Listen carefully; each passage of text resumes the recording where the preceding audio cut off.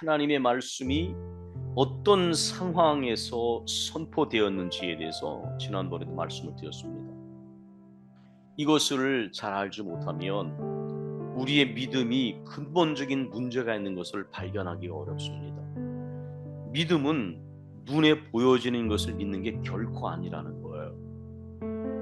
그런데 많은 신앙인들이라고 일컬어지는 사람들이 눈에 보이는 것이 긍정적이면 믿음이 좀 생기는 것처럼 보여지고, 눈에 보여지는 게 없으면 믿음이 의심으로 바뀌어져요.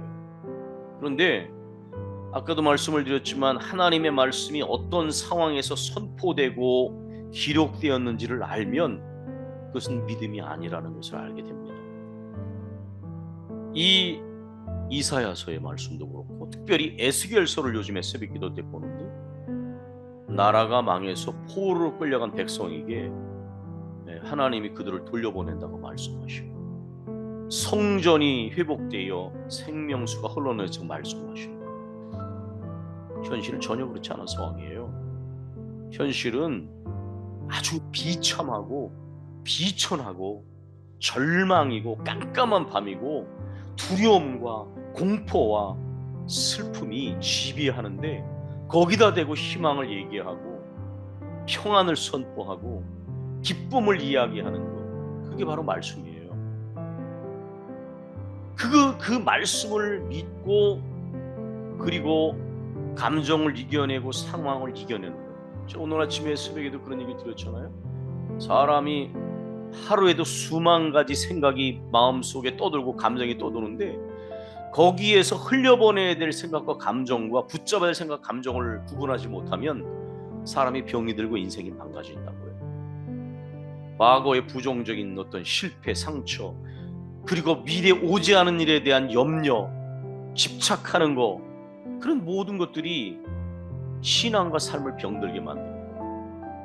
뭐를 흘려보내고 뭐를 붙잡아야 되느냐, 이거 구분 못하면 굉장히 문제가 생겨납니다. 그러니까 절망에 사로잡히고 두려움과 공포에 사로잡히고 슬픔에 사로잡힌 사람들에게, 결국 환경에 눌리고 감정에 눌리는 사람들에게 하나님은 말씀을 통하여 희망을 선포하시고 평안을 선포하시고 기쁨을 선포하시고 이렇게 하신다는 거예요. 말씀을 믿는 것이 하나님을 믿는 것입니다. 성경이 무엇을 말하고 언제 기록됐는지를 반드시 아셔야 됩니다. 그러지 않으면 눈에 보이는 것을 믿지 않는 사람처럼 거기에 근거해서 믿음을 갖고 희망을 가지면서 자기가 믿는다고 말해요. 그건 성경은 말합니다. 그건 믿음이 아닙니다. 도마가 그렇게 했지만 왜 의심하였느냐? 주님 책망하시지 않아요? 말씀을 믿고 자기의 감정을 이겨내고 상황의 눌림을 이겨내는 것이 믿음이다. 히브리서 11장 1절에 믿음은 바라는 것들이 실상이요 보지 못하는 것들의 증거이지 보는 것들을 증거 삼지 않는다는, 이거 분명히 기억하십시오. 우리가 이제까지 믿음 아닌 것을 믿음이라고 착각해왔단 말이죠. 하나님은 보여지는 것을 믿으라고 말씀하지 않았어요. 나를 믿고 말씀을 믿으라고. 내게도 이제까지 수많은 어려움을 통해서 하나님께서 모든 희망과 어떤 인간적 길을 다 끊으신 다음에 물으신 게 그거였어요. 너 그래도 나를 믿을 수 있느냐? 아무것도 보이지 않아도, 내 눈에 보이지 않고 귀에 들려지지 않아도 그래도 믿을 수 있느냐? 그게 믿음이다. 그 믿음을 원하셨어요. 아이들이 어렸을 때 부모하고 떨어져 있잖아요. 그러면 분리불안증에 걸립니다. 분리불안증. 부모가 안 보이면 애들이 굉장히 막 정서적으로 불안하고 막 울어요. 그런데 애들이 좀 크면 어떻게 돼요?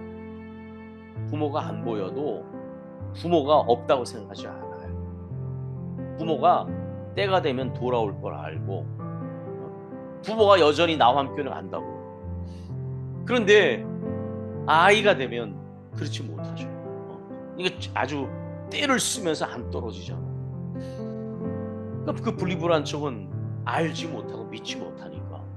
그런데 이제 좀 커서 부모가 내 눈에 안 보여도 부모는 언제나 내 곁에 있구나, 이걸 알면 그 다음에는 그렇게 조바심 내고 안 떠나지 않는 거예요. 하나님의 말씀이 선포될 때에 기억하셔야 됩니다. 상황이 좋은 상황에서 말씀 주신 경우는 성경에 거의 없어요. 반대 상황에 주셨다라고 하셔야 돼요. 반대 상황. 말씀이 주시는 내용의 정반대 상황에 하나님 말씀을 주셨다.